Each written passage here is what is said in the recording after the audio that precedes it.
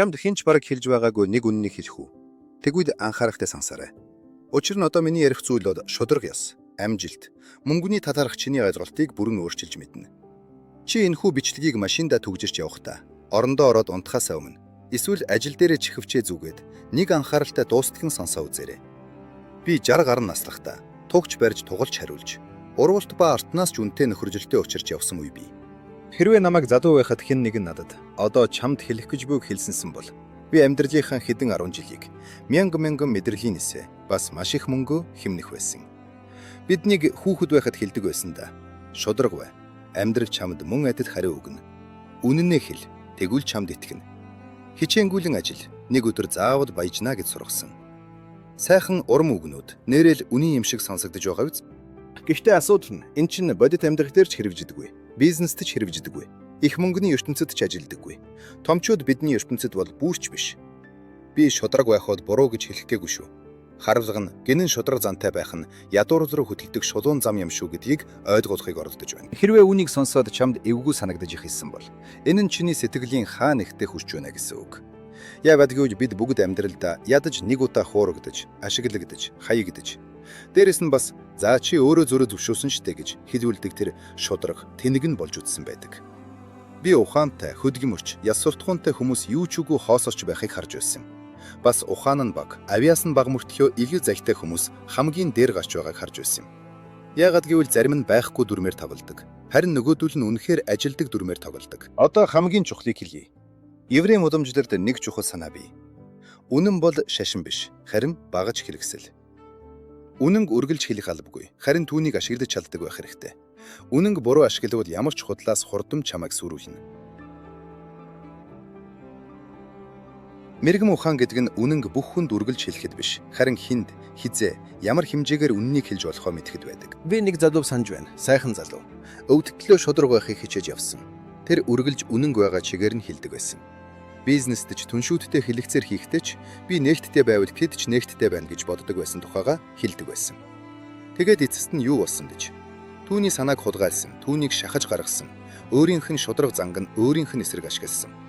Дараа нь түүнд хувийн юм байхгүй, зүгээр л бизнес гэж хэлсэн байдаг. Тэр хүн ёс суртахууны давуу тартайгаа үлдсэн. Харин төрөвч нь хоосон үлдсэн. Одоо өөрөөсөө асуу. Чамд юу нийлүү чухал вэ? Зөв үнэнчээрээ байх уу? Эсвэл баталгаатай, эрсдэлгүй амьдрах уу? Яран хариулах хэрэггүй. Энэ асуулт сонсогдож байгаагаас хавьгүй төвхтэй. Яагаад гэвэл ихэнх хүн шудраг байхыг сонгодог нь сайндаа ч биш. Өөр сонголт хийчихэд тэрнийхээ хариуцлагыг үүрхээс дотроо эмээдэгтэй холбоотой. Би чамд амархан хариулт амсахгүй. Би чамд хаа хамаагүй худлаа эргэж заахгүй. Үгүй, би өөр зүйлийг, гинэн шудрал зам ба ухаазаг болгоомжлолын хооронд байдаг тэр нарийн заагийг амьдрал зөвхөн шудраг нэгнийг дээдлэх албагүй, харин бусдыг мэдэрч, эв зүгээ олдог хүмүүст илүү боломж олгодог. Яагаад еврей мэргэм ухаанд 100 жил яаж сайн хүн байх вэгээс илүү яаж амьд үлдэх вэ? Нэр төрөө, хадралах вэ? Бас ядуу өгөхгүй байх вэг зааж ирснийг ярьж өгнө. Хэрвээ чи энэ видеог дуустал нь үзвэл чи бодит байдлыг өөрөөр харж эхэлнэ. Чамайг хуурч байсан нь муу хүмүүс биш, харин систем өөр муу байсан байна гэдгийг ойлгоно. Харин та лайка дараарай, эсвэл сэтгэл үлдээгээрэй. Subscribe дарж амжиггүй нь дарчхаарай. Энэ нь надад урам зориг, эрч хүч өгдөг юм шүү. Амьдрал язангуяа мөнгө, бизнес, эрх мэдлийн ертөнц алдааг уучилдаггүй. Би хангарттай оймс илээсэн болохоор шудраг хүмүүс үхтлээ ажиллаад арай гэж амьдралаа залгуулж байхад илүү залтай, илүү болгоомжтой, илүү дуугүй хүмүүс дээш гарч байгааг харсан. Тэд муу хүмүүс болохоороо биш, харин тоглоомын дүрмийг ойлгодог болохоороо. Мэргэм ухаангүй үнэн өөрийг чинь шархлуулж болно. Хуурамч мэргэм ухаан зүгээр зайж болдог. Харин хоёуд хамт байвал хүн хүчтэй болдог. Харамсалтай нь биднийг багаас үннийг л заадаг. Харин тэр үннийг бодит ертөнцид хэрхэн хэрэглэх мэргэм ухааныг ховор заадаг. Би үнийг аавынхаа жишээнд харсан. Тэр ясандаа тултал шудраг хүн байсан. Хизээч үн хөөрөгддөггүй. Хизээч түрэмгийг аймаалцдаггүй. Өөрт нь ашиггүй байсан ч үнэн хэлдэг. Үйлчлүүлэгчид түүнийг хүндэлдэг, тийм ээ? Гэхдээ тэд үргэлж үгээ гойноодаг. Аавын хитрхи их ярддаг газарт дуугүй байж чаддаг хүмүүс рүү явчихдаг байсан. Эцэст нь хүндлэл байсан. Харин мөнгө байгаагүй. Энэ бод гашуун сургамж. Бүх хүзрөө ширээн дээр дэлгээ тавьсан байхад шудраг зан асуудал болж эхэлдэг. Чиний эсрэг тоглож байдаг. Амьдрал үргэлж дайсагнадаггүй. Гэхдээ үргэлж анзаарч байдаг. Хэрэв чи өөрөө сул талаа, айдсаа, төлөвлөгөөгөө ярьчихвал түүнийг ашиглах хүн олдно. Энэ нь түүнийг чөтгөр болгодоггүй, түүнийг тогдогч болгодог. Харин чи тэр мөчид өөрийн нээлттэй зангийн зажаас болно. Би худлаа яар гэж хэлэхгүй. Худал сэтгэлийг сүрүүлдэг. Худал бол богино зам, төгсвөл дандаа ангал. Гэхдээ би битгий энгийн бай гэж хэлнэ. Өөртөө хор хүргэж байж бүхэт зөв шудраг бай гэсэн үг бий. Энэ нь бузар үйлдэлд урайжахгүй, харин анхааруулар юм шүү. Өөрийнхөө сайн чанарыг бусдын гарт зэвсэг болгож бүүг. Хамгийн түгээмэл жишээ бод ажил дээр гардаг. Би хэд хэдэн удаа манай ажлын хүмүүс даргадаа бүхнийг чин сэтгэлээрээ хэлж байгааг харсан. Эргэлзээгээ, явах төлөвлөгөөгөө бүр бодовсроогүй санаагаа хүртэл. Тэгээд юу болдог вэ? Санааг чинь өөр хүн аваад явчихна. Эргэлзээв чинь чиний эсрэг ашиглана. Чиний эзэн дадангүй байсан зан чинь чамайг ажлаас халах шалтгаан болно. Дараа нь тэр дарга гэхдээ би чинь шудраг байсан гэж суун. Тийм ээ, шудраг байсан. Гэхдээ чиний тооцоогүй шудраг зам бол хүн бүрийн төж чадах тансаг хэрэглээ биш. Тэгвэл бизнес дээр чи ямар нэгэн филэлцээр дээр очиод надад яаралтай мөнгө хэрэгтэй. Би бууст хийн, надад сонголт зөөн гэж шууд хэлбэл энэ үнэн байж болох ч чамайг тэр дороо суд байр дээр дороозно. Мэргэн хүн худлаа ярьдаггүй. Гэхдээ илүүг хэлдэггүй. Тэр хүн чимээгүй байх нь ч өөртөө үнэнч байх нэг хэлбэр гэдгийг мэддэг. Еврей мэргэн ухаанд яс суртахууны төлөө ядуу бай гэж хизээч заагаагүй. Харин ч эсрэгээрээ баялагийг гэр бүлд, нийгэмд, бусдад туслахад хэрэгтэй багаж гэж үздэг. Гэхдээ тэр багажтай болохын тулд түүнийг олж чаддаг байх ёстой. Мөнгө зөвхөн хөдөлмөрөөр биш, хүнийг ойлгож байж олддог гэд. Надад итгээрэй. Харин хүмүүс өрбөлж шудраг тоглодоггүй. Хамгийн том алдаа нь би шудраг юм чинь. Амьдрах надад шудраг байх ёстой гэж хүмүүс боддог. Амьдрах чамд ямар ч үргүй. Тэр чамайг шалгана. Чи хил хязгаараа хамгаад чаддаггүй. Сайн зүйл ба гинэн зүйлийг ядгаж чаддаггүй. Хэрв чи үүнийг мэдэхгүй бол тэр чамд заана. Хүнд сонсогдож байгаа биз. Тиймээс эдгээр зөвлөгөө энгийн мөртлөө хэрэгжүүлэхэд хэцүү. Санаандаа шудраг бай, харин үгэндээ бодгоомжтой бай. Үйлдэлдээ цэвэр бай, харин хүлээлтдээ эрүү зохионтой бай. Хүмүүр чиний тухай үннийг хүртэх хэрэггүй. Хүмүүр чиний тухай бүхнийг мэдэх ёсгүй. Энэ бол үнэт зүйлээс уруух биш. Энэ бол масанд хүрэх.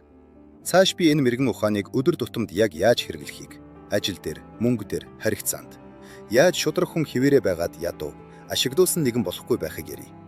Жинхэнэ хүч яг эндээс эхэлдэг. Ер нь бодит амьдрал дээр еврей мэрэгэн ухаан ба туршлагыг хэрэглэхийн тухай ярихдаа зүгээр үг сонсох биш, харин түүний утгыг практикт ойлгох нь чухал. Хүмүүс шудраг, зөв, хөдөлмөрч байх тухай зөвлөгөө сонсоод толгойд охино. Тэгээд цааш явчихдаг. Эн чинь тэдний өдөр тутмын шийдвэрт яг яаж нөлөөлдгийг боддоггүй. Би энэ зарчмуудыг яаж тодорхой үйлдэл болгон хэрэгжүүлэх вэ гэдгийг ярий. Ингэснээр шудраг зан чинь саад биш, харин мэрэгэн ухааныг ашиглах чадвар чинь чиний хөрөнгө болно. Юуны түрүүнд ойлгох ёстой зүйл. Шудраг зан өөрөө хүнийд ядуу болгодоггүй. Би залуудаа жижиг гэр бүлийн бизнест ажиллаж байсан. Бараагаа шууд хэрэглэгчдэд зардаг байлаа. Би шудраг зан бод үнэмлэхүй байдал гэж өргөж боддог байсан. Хэрэглэгчдэд үннээ хэлнэ. Бүхнийг төгс хийж өгнө. Бизнесэд хохирогтой байсан ч гэсэн. Тэгээд юу болсон гэж?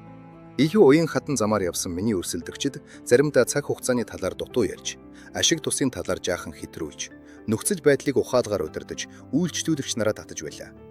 Харин би тэднийг алддаг байсан. Яс суртахууны хувьд би тэр өрсөлдөгч нараас өндөр байсан.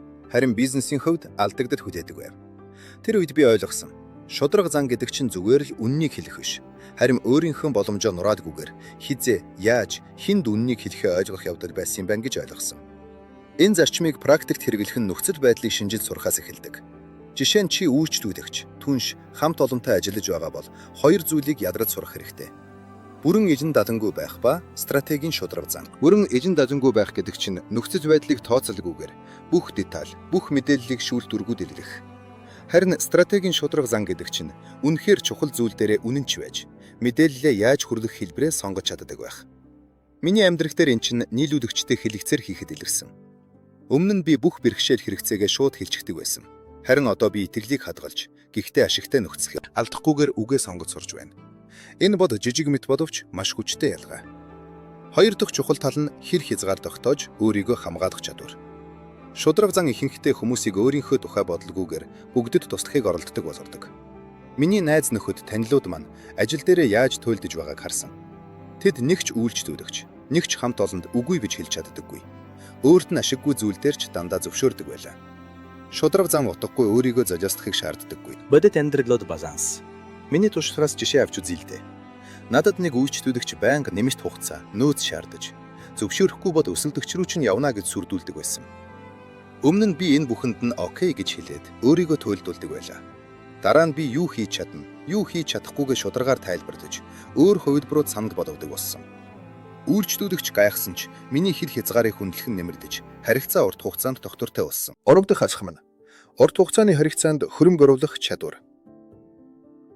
Шударга зан хамгийн сайн ажилдаг газар бол итгэлцэл бий болсон газар.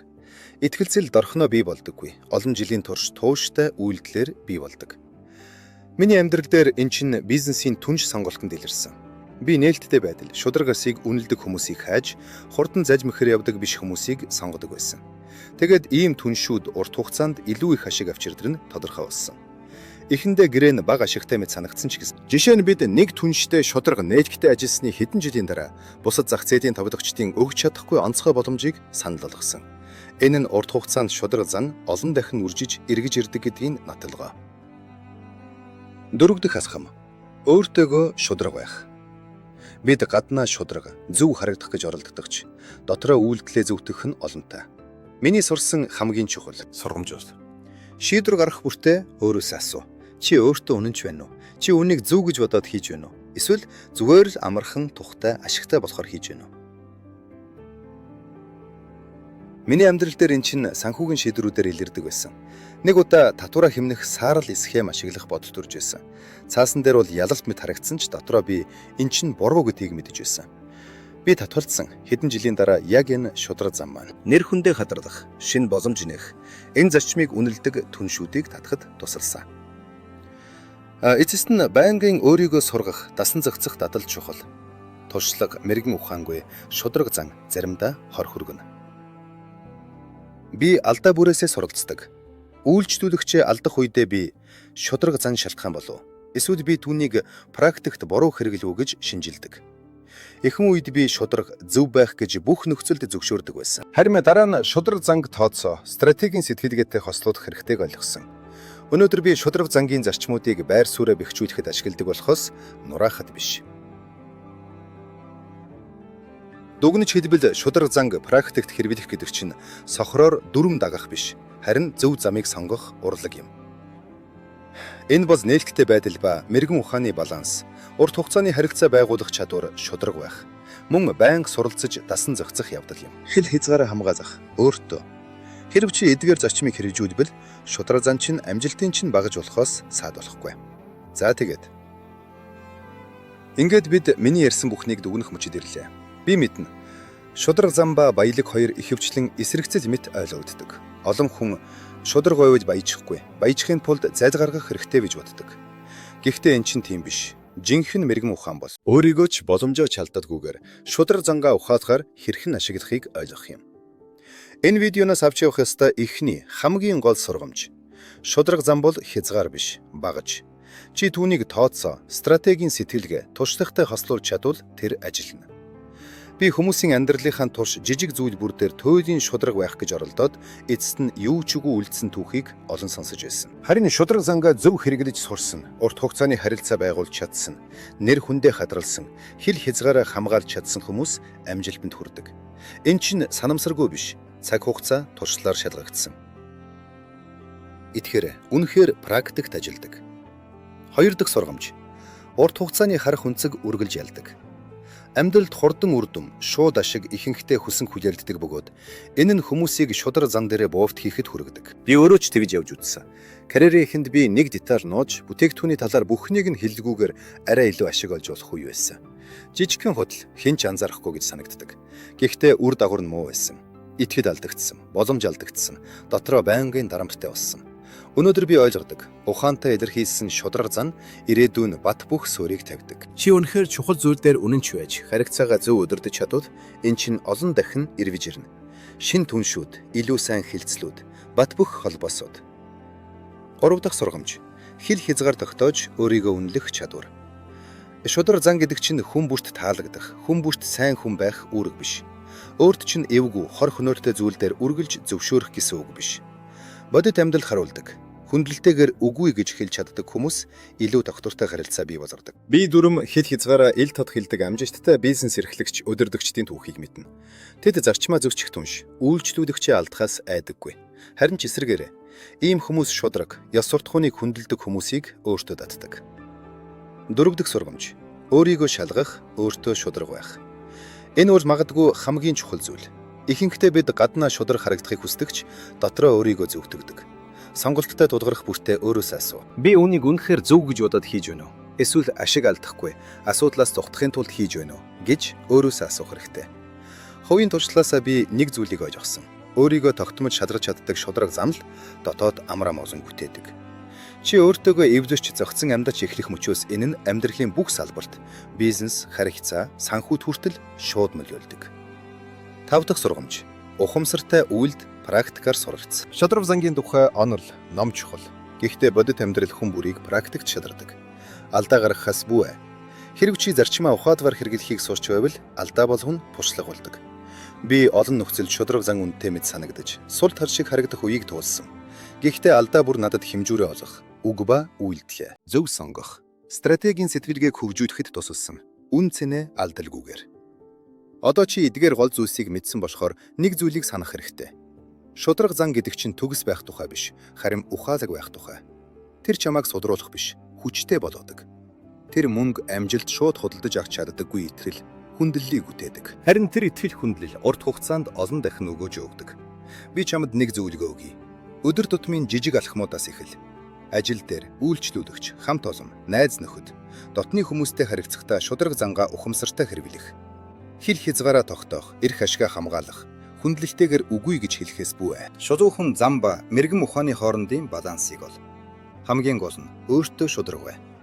Төгсвөрт нь би чамд шууд хандаж хэлэхэд хэрвээ чи амьдрал бизнесийг бат бөх суурин дээр босгоход туслах ийм түүх, мэрэгэн ухааныг цааш сонсомоор байвал сувгийг дагаарай. Энд бид зөвхөн шудраг зам ба амжилтын зарчмуудыг биш, бодитойгоор сэтгэлгээг өөрчилж, зөв шийдвэр гаргахад тусалдаг амьдралын бусад талуудыг ч задарна. Сувгт бүртгүүлэх нь чиний мэдлэг рүү, туршлага руу, боломж руу хийж буй алхам. Учир нь чи зүгээр өнгөрүүл тэр боломжууд чамд байхгүй. Санаж яв, шудраг зан чамайг ядуу болгодоггүй. Хэрвээ чи түүнийг ухаан, туршлага, стратегитайгаар ашиглаж чадвал тэр чамайг илүү хүчтэй, илүү мэрэгэн, илүү амжилттай болгодог. Чи эдгээр зарчмыг амьдралдаа аль болох эрт хэрэгжүүлж эхэлбэл бодит үр дүнгээ төдий чинээгээр хурдан харна.